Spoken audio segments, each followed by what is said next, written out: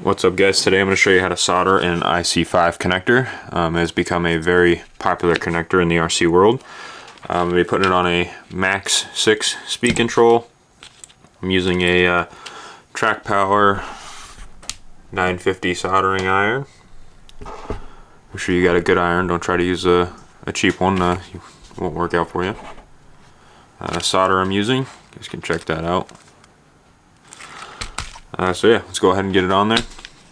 I'm going to clamp it in my vise. Show you guys a little closer here.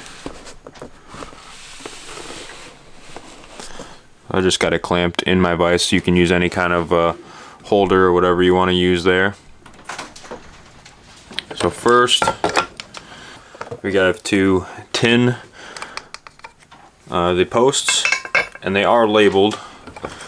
If you check the plug here, so we can get it to focus, the positive and the negative, and if you're doing a non-smart device, the middle plug there, you don't need to worry about. We're not going to be using that in this video, but if you are changing the connector on a smart battery or anything Spektrum related, you have to solder on the little middle wire.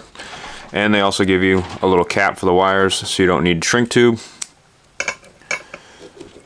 You go ahead and just throw that on the speed control wires like so, and just leave it on there. So I'm gonna go ahead and tin the plug, and by that I mean we're just applying some solder into the cup.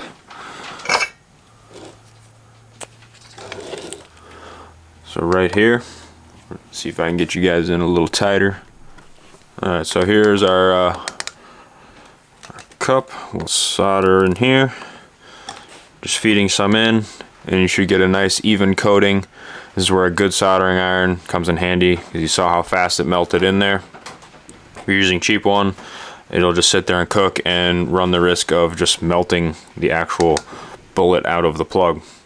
So now that we tin that side, now the Hobbywing stuff comes pre-tinned from the factory, but it is a different solder, so I like to just re-tin the ends on there. You don't have to go too crazy. I'm just holding it on the end for the heat.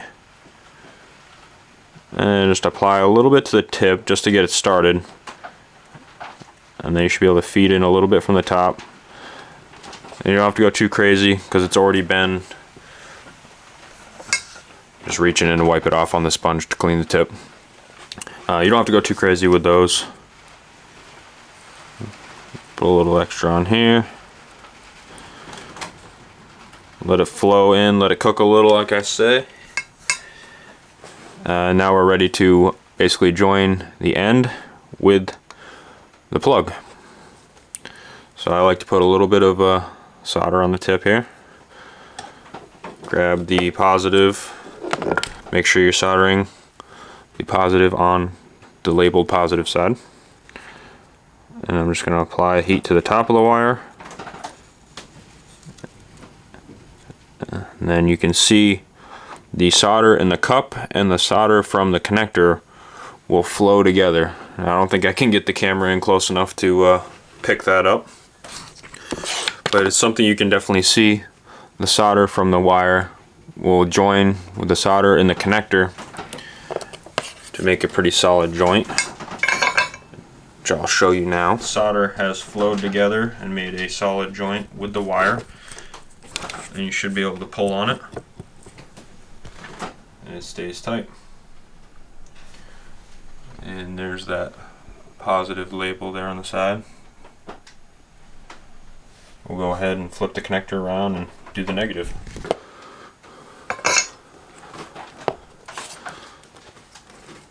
Retin it, stick the iron on the end of the cup, feed it in a little bit. You should see it flow like a little pool in the cup. Don't have to go too crazy, you don't want to puddle it up. A little bit of solder on the tip. Hold it nice and straight. Don't mind my band-aid, cut my finger the other day. And just like that, they flowed together. Here's our second joint. Give it a good pull.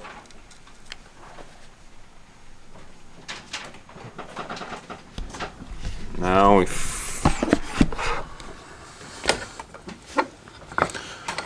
Now that we are done,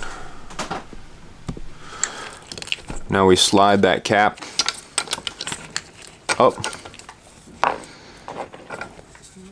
and it literally just pushes in. Should hear it click. And that's how you got it. And that's how you solder an IC5 plug onto an ESC. Battery, same way. Thanks for watching, guys.